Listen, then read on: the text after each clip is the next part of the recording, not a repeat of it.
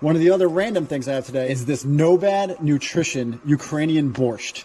Now, this thing seemed too out of this world for me not to try. So I grabbed the Ukrainian Borscht. I'm going to try this out, put some water in there, see how it is. This is the snack size. They also make a dinner size. It's 250 calories. So we're going to try that out. It looks pretty cool. Borscht, borscht, borscht. Scooby-Doo here. Can't wait to try it. So the inside of the borscht looked extremely different than I expected it to look. So I just kind of wanted to show her that. And then we'll get some water in here to start rehydrating it.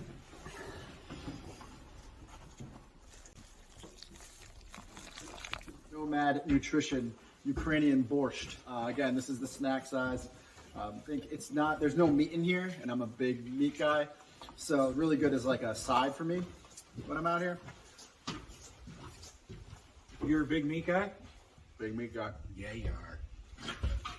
So it's the first time I had borscht before. It's got potatoes, cabbage, onions, carrots, beets. I thought it was more of a beet soup. This one's really thick, has a lot of vegetables in it. Be a really good side.